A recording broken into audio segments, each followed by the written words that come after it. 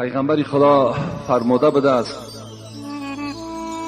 این من حق الزوج على زوجتی اذا ارادها على نفسها وهي على ظهر بعیر لا تمنعه. پیغمبر خدا چی گفتند؟ گفتند هر وقتایی که اگر مرد میخواهد که کام دل خود از زن حلالی خود برآرد، میخواهد که با زن خود هم صحبت شود، یعنی اگر عادی تر گوییم اگر خواهد که با زن خود خانه‌داری کند، اگرچه زن در بالای اشتر هم که سوار باشد باید که سخن مرد را رد نکند.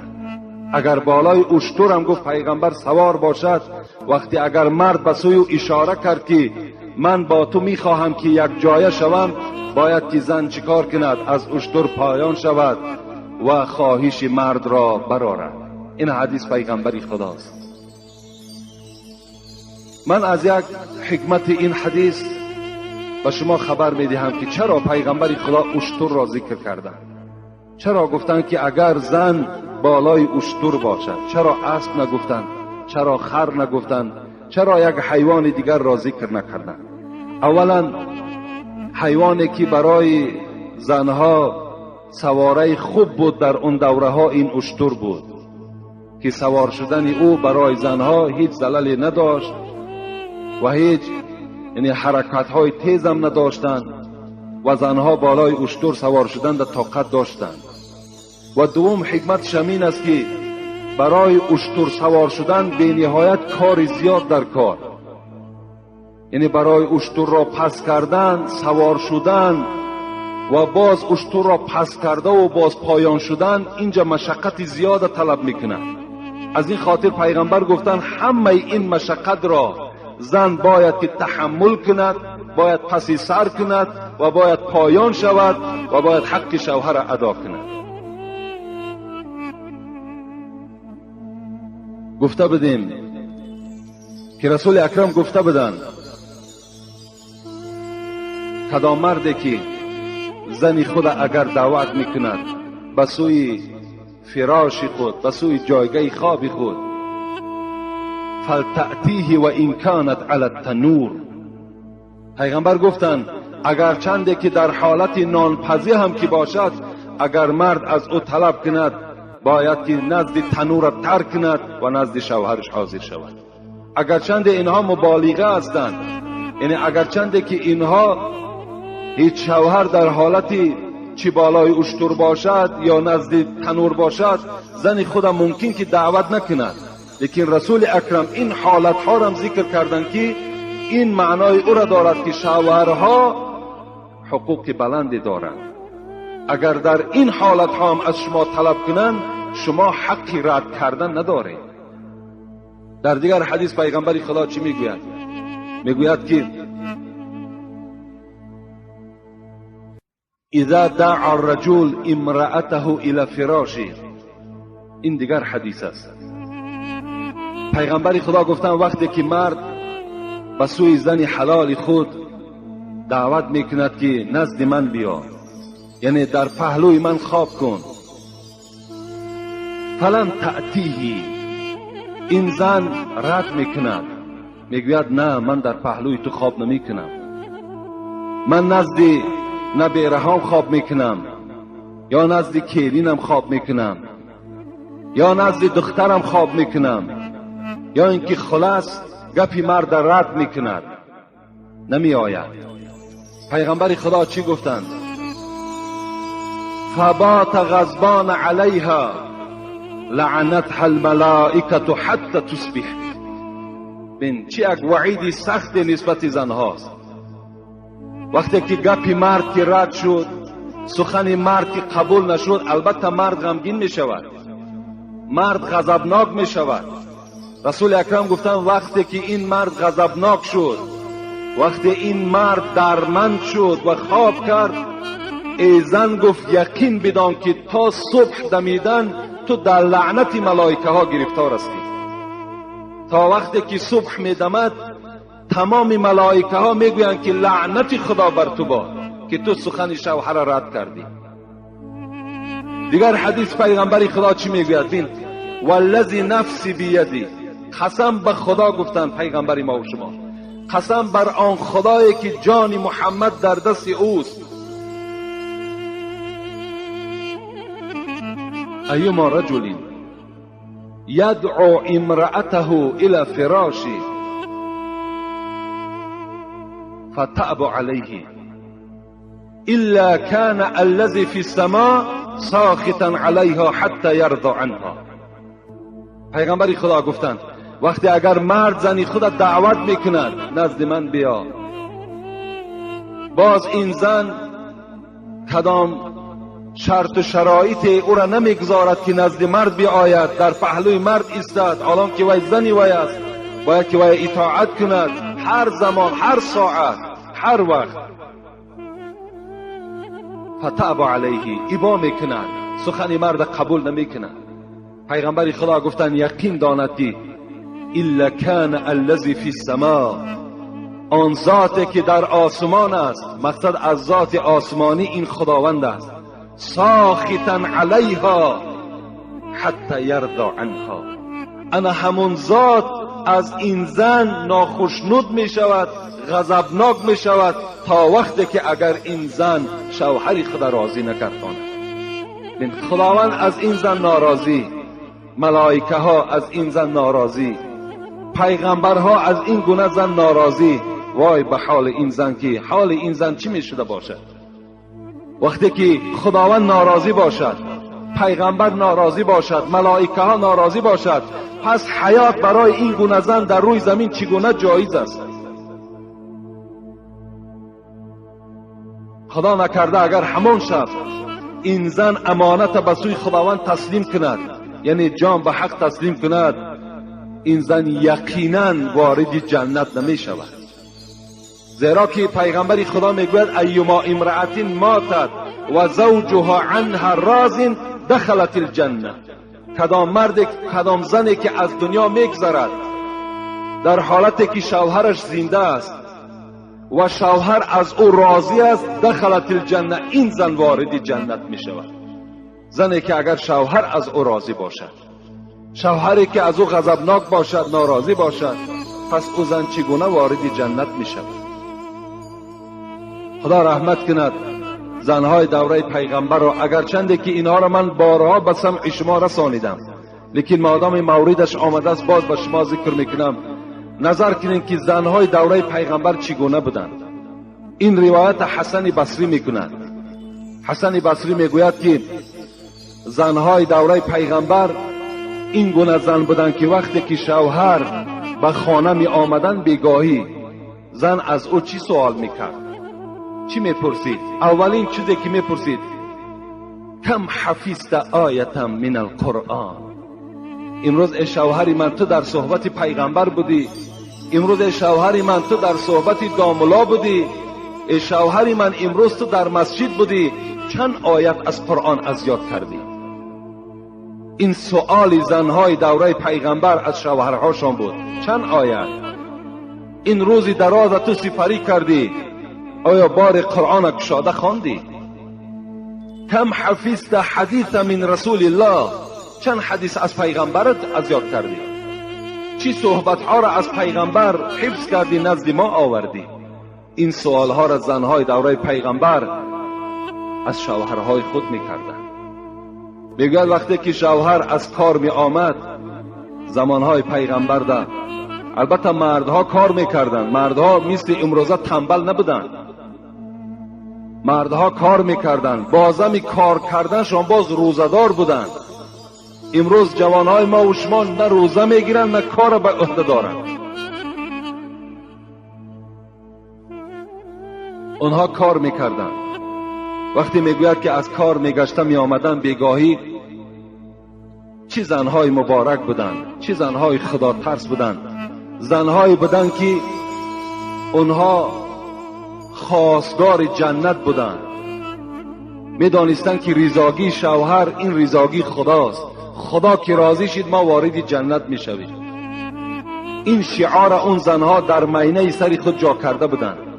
میگوید وقتی شوهر می آمد گویا که این شوهر یک سال ندیده باشد، این گونه میگه استقبالش میکرد، و پیش راهش میدوید، دستهای را میگرفت، سلام میکرد و پشت دستی میگه شوهرها را بوسه میکردند. گویا که این شوهر در یگان مملکت دوردست از پی کار رفته باشد. حالان که سحر برآمده بود، در مدت 5 ساعت یا 6 ساعت نمیدید، این گونه زنها استقبال شوهر میکردند. میگه وقتی این شوهر که می آمد، گویا که مهمان آمده باشد و یا وارد خانه میکردند و اولین کاری که میگه اون زنها میکردن چی بود؟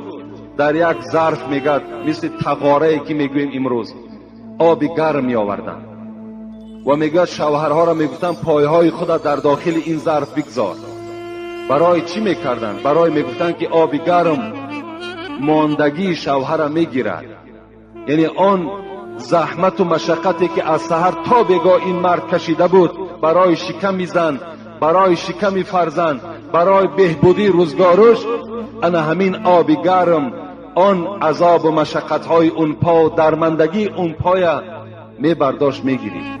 با دست خود میگد این پایها را میشستند، تازه میکردند. خب دستهای شوهر آب میگرفتند، در پیش اونها دسترخوان میپرتافتند و طعام شوهر آماده میکردند. چه زنهای خدمتگاری بود. وقتی میگد شب میشد چیکار میکردند؟ توضأت له و تجملت له. الک بحاجة یا فلان اتأذن لی ان اقوم مصلیا بین یدی الله رب العالمین. این سخن زنهای دوره پیغمبر است. میگوید وقتی شوهر که در جاگه خواب بکرده است، در حال میگه طهارت میکرده‌اند. این زنها طهارت میکرده‌اند، سرمه میکشیده‌اند، اسمه میزده‌اند، خوشبویی میکرده‌اند و تجملت له. تمام آن زینتی که برای زن لازم است خودشان میگه خیلی خوش جمال میکرده‌اند و نزد شوهر، نزد همان فراش شوهر راست می ایستاده‌اند. الک بحاجتون. ای شوهر عزیز، ای شوهری که احترام تو معنای آن را دارد که من فردا سزاوار جنت می شوم، آیا بر من حاجت داری یا نه؟ در حالتی که زن خیلی صورت زیبا کردگی است. امروز شما خود قضاوت کنید، کدام زن امروز طهارت میکند، جمال خودش آرایش میدهد و نزد شوهر میآید و میگوید که چه حاجت داری بر من؟ اونها امروز زنهای ما و شما جمال میکنند، عطر میزنند، اسمه میکشند، سرمه میکشند، تمام لباس بهترین میپوشند، لیکن بازار میروند، برای شوهر نی.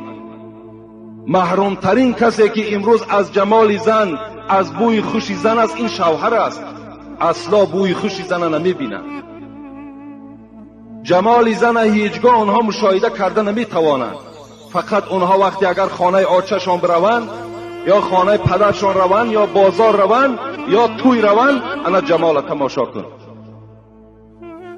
حالان که از این جمال او باید که مرد باید بهره برد، شوهر باید بهره برد، نه مردی بیگانه. راست می شده است. حاجت داری بر من یا نه؟ خوش به حالشان. به خدا قسم اونها همه وارد جنت شدگی هستند. کدام زنی که اگر خواهد این کار مشکل نیست، این اون قدر کاری نیست، با کرسکه و با رنگ و بار رخسارت تو زینت نده، بلکه تو هر روز به طهارت باش. به خدا قسم بهترین کرسکه این آب طهارت است. تون آب طهارت قطعی چهرت زیبا کرده میتوانی. در چهره تو چنان نور پیدا می شود که همه این خیمیکت هایی که هستند اینها عاجز می آیند. این کرسکه ها بعد 5 سال 10 سال چهره تو را چنان پژمرده میکنن که اگر تو 30 ساله باشی به 70 ساله مانند میشوی. وقتی مرد میگفت است که ای زن میگفت است خدا رحمت کند پدر و مادری تو را. البته این گونه زن در همین خیل معامله میکنی. خدا پدر و مادری تو را رحمت کند. من الحال بر تو هیچ حاجت ندارم، بلکه مانده شدم خواب میکنم. بعد این سخن شوهر، این زن سخنی خود قطع نمیکرد است، میگفت است اتأذن لی ان اقوم مصلیا بین یدی الله رب العالمین.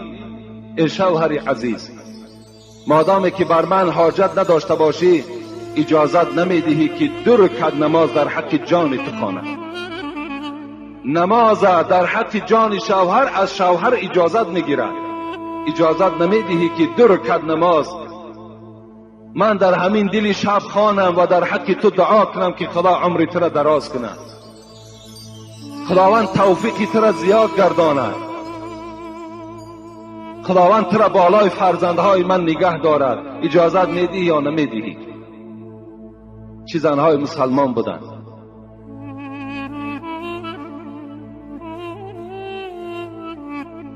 اونها میدانستند که این معامله فردا به نهایت مکافات کلان دارد. زن نزد پیغمبر آمد، ای پیغمبری خدا، میخواهم که شوهر کنم، چی اجازت میدهی؟ چی خدمت کنم؟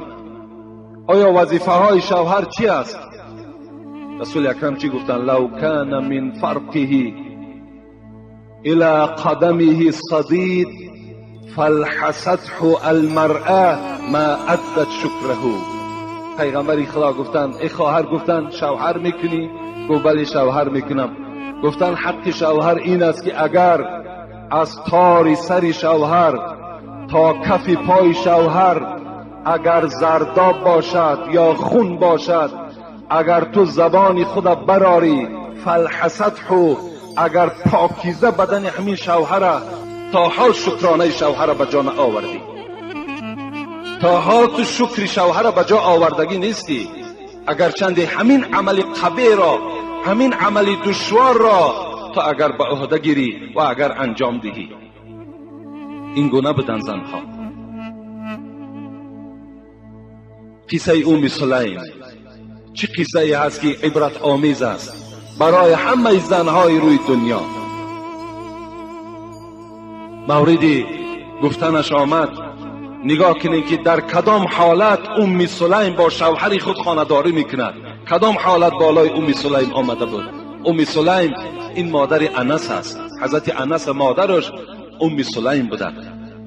پدر انس وقتی از دنیا میگذرد، ام سلیم به شوهر میماند. یک زمان از ام سلیم سپری می شود از مادر انس و مادر انس شوهر می کند. شوهر دویوم او ابو طلحه می باشد. ابو طلحه بسیار آدم خدا ترس بودند، بسیار آدم خدا جوی بودند و باغ کلان هم داشتند. می گوید وقتی که ابو طلحه را گرفت، بعد 1 سال گذشتن، ام سلیم باز صاحب یک فرزند شدند از این شوهر دویم که این فرزند را نامش را گذاشتند عمیر. عمیر نام گذاشتند. عمیر میگوید روز به روز دسترویک میشد، کلان میشد. چی در نزد پدر و مادرش عزیز بود، بسیار پدر و مادر دوستشان میداشتند. حتی پیغمبر خدا میگد گاه می آمد همین عمیر را میگد، همین فرزند ابو طلحه را نوازش میکرد، با او بازی میکرد، او را مذاق میکرد. باری میگد همین عمیر بیمار شد، بیماری تب. ابو طلحه میگوید روزا روزدار بود، بیگاهی به خانه می آمد و میپرسید که عمیر چگونه هست، از حال او میگه خبر میگرفت. گاه روز میگه تبش بلند میشد، گاه روز تب عمیر پس میشد. خاصه از بین هفته گذشت یا 2 هفته گذشت، یک روز میگه همین ابو طلحه از پی صحرا شدن، از پی کار شدن که فرزندشون عمیر تبش بلند شد. تب بلند شد و مادرش ام سلیم اطراف فرزندش میدوید، دوایی میکرد، دوستداری میکرد، آب خنک می آورد. لیکن قضای الهی بوده است. عمر از دنیا میگذرد. میگد قسمی بیگاه بود، آمد ابو طلحه بود. در حال میگد این سلیم این فرزند خود عمر را میگد غسل داد، تازه کرد و در کفن میگد گرفت و برد در خانه دیگر گذاشت. وقتی بیگاه شد میگوید که این ابو طلحه که آمد پرسان کرد. اولین سوالی که کرد حال عمر چگونه است؟ فرزندمان چی خیل شد؟ سلیم چی جواب دادند؟ میدانستند که ابو طلحه روزدار است. گفتند امروز نظر به پیشینه کاملا خوب است و الحال ابو طلحه استراحت دارد. خوب می شود که از حال او دیگر خبر نگیری. ابو طلحه میگد با یک دلی پر چیکار کردند؟ رفته در خانه ای که دائم طعام میخوردن نشستند و سلیم میگوید طعام آوردم، روزه را کشادند. شب میگوید در پهلوی این ابو طلحه خواب کردم و حتی با ابو طلحه خانه‌داری کردم. کی میتواند؟ چگونه زن میتواند که در خانه ای که در پهلوی او هست فرزند او وفات کردگی هست، یگانه فرزند او، در همین خیل حالت باز شوهر خود خدمت میکند، با شوهر سیر آشکار نمیکند. برای چی؟ تا که ابو طلحه روزدار است. اگر من گویم که وی وفات کرده است این الک غمگین میشود، یعنی اشتهای او میگردد، طعام نمیخورد و ضعف و بی‌قوتی ابو طلحه را فرا میگیرد. گفته چی یک نیت های نیکی در مینه سری سلیم دور میگشت. همون شب خانه‌داری کردند. میگد قسمی سحر شد. زنهای اون زمان عادت داشتند که پیش از شوهر میخیزند و آب طهارت برای شوهر آماده میکردند. امروز کم است آن زنهایی که برای شوهر آب طهارت گیرند، کم است. شوهر میخیزد خود میرود طهارت میکند تا حال زن خواب است. بعض زنهای دیگر حتی که اگر آمده جماعتی بامداد میخوانیم میریم تا حال برزگاه خواب است، بیدار نیست.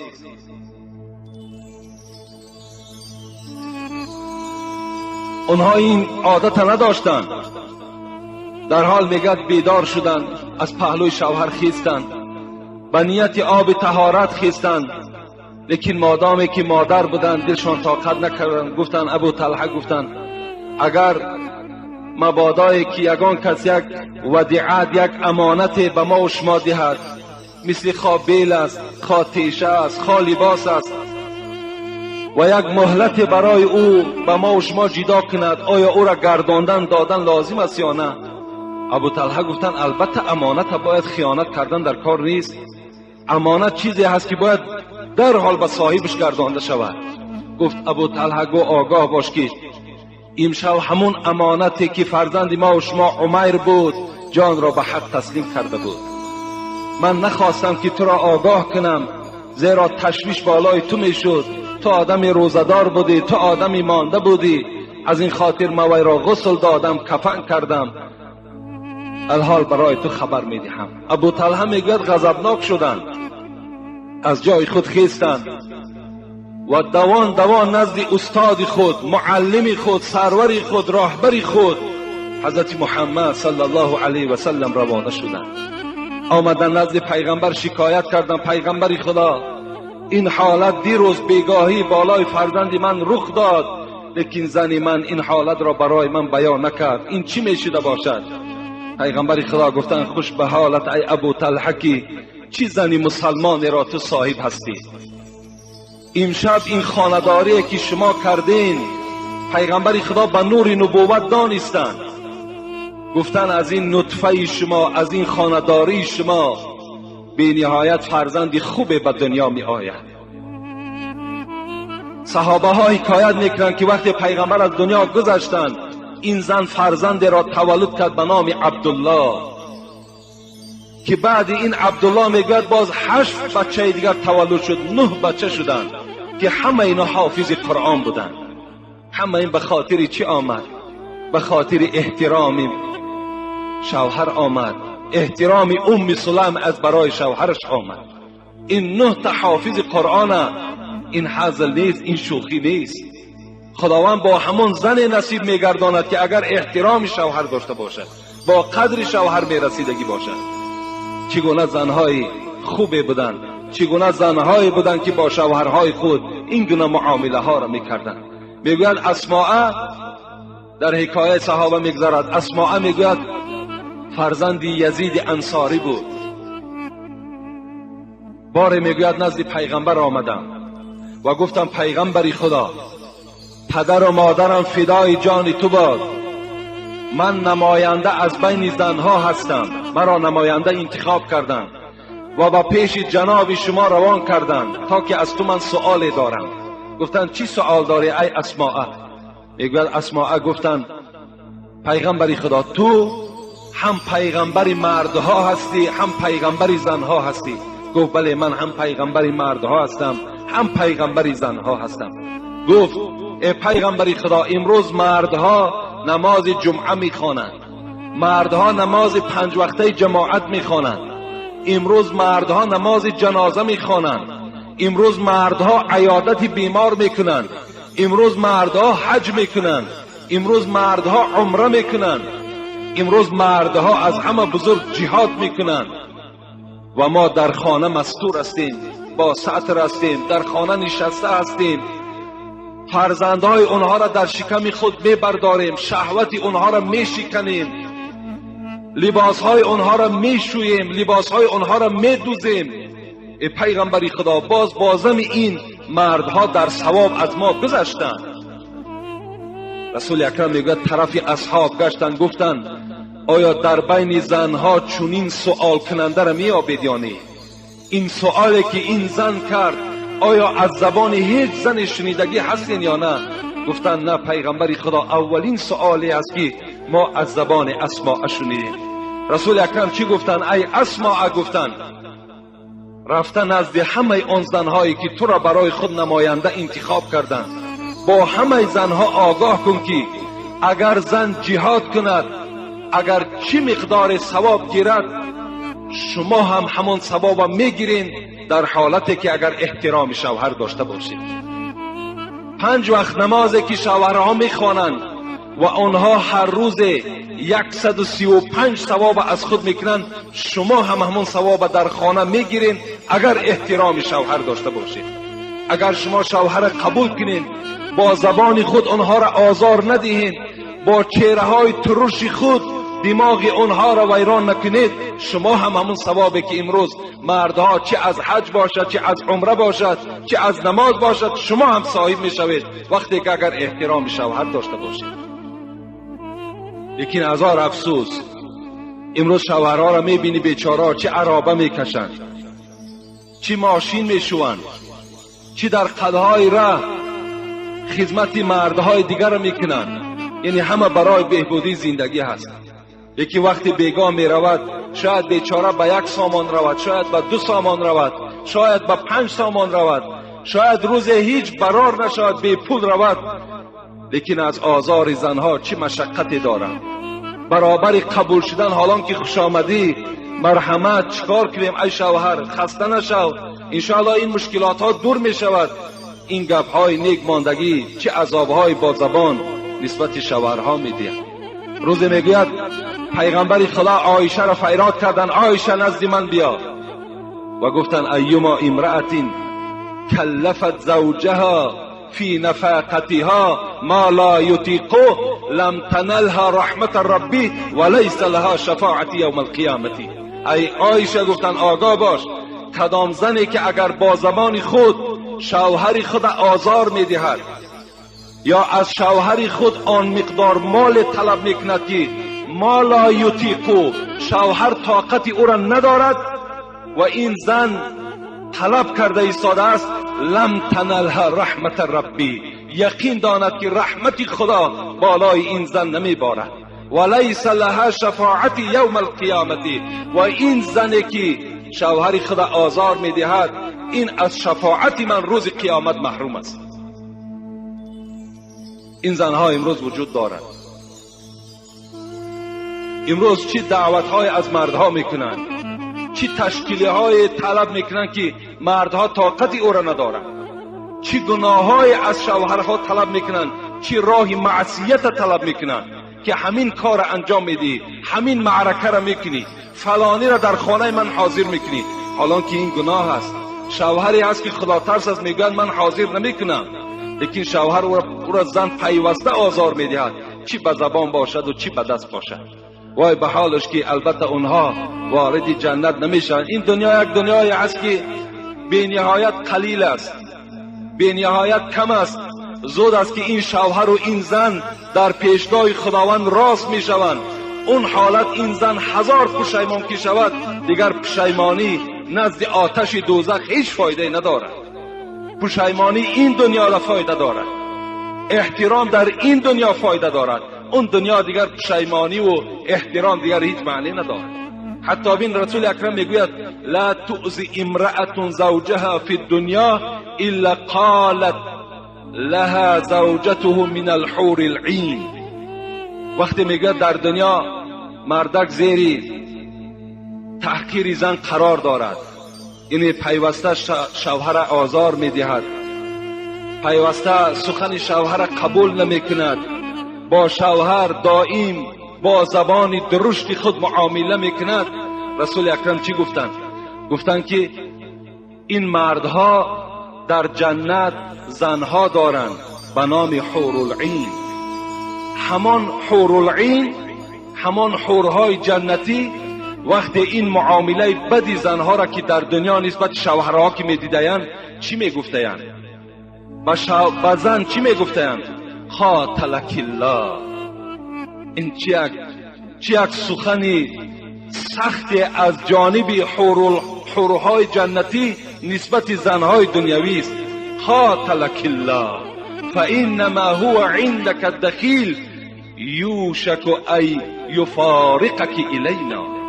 گفته است که ای زن دنیایی، اینقدر شوهر آزار میدهی، اینقدر شوهر خوب قبول نمیکنی، قاتلک الله، خدا تو را قتل کنه، خدا تو را هلاک کنه. فانما هو عندك الدخیل، یقین بدان ای زن دنیایی که این شوهر در نزد تو موقت است، این در نزد تو مهمان است. یوشک ای یفارقک الینا، زود است که تو را ترک میکند ای زن دلازار و نزد ما میآید. این حورهای جنتی نسبت همون زنهایی که در دنیا معامله دارند انا این گونه معامله میکرده. لکن چگونه ای که سر آغاز صحبت ما و شما در باب دعوت کردن زن به سوی جایگاه خواب بود و زنها اگر قبول کنند از حدیث هایی که به شما بیان کردم انشاءالله اونها برخوردار می شوند، اگر قبول هم که نکنند آن وعید هایی که خواندم چی می شوند؟ سزاوار می شوند. لکن باز به شما خاطر رسان می کنم که جوانای عزیز، من باور کنین از این خدچه ها و از این مراجعت های زنها به خلاصه آمدم که به شما همه خبر می دهم، چگونه که در جمعه پیشین به شما خبر دادم که خانه‌داری ها را باید که با طریق برنامه های تلویزیونی نکنین. خانه‌داری هاتون مثل خانه‌داری های غربی ها نکنین، اینا حرام هستند. شما تقلیدی به مردم غرب نکنید. ملت را رفت چون آیین زده است، ملت را رفت چون آیین زده است، مثل خاک اجزای او از هم شکست. هستی مسلم ز آیین است و بس، باطنی دینی نبی این است و بس. خدا رحمت کند محمد اقبال لاهوری را، میگوید از مردم غرب شما پیرو نشین، آن دین و آیین و آن رسم و اصولی که داشتین با او رفتار کنین، با آنها شما معامله نکنین. با گفتار و کردار اونها شما چیکار نکنید؟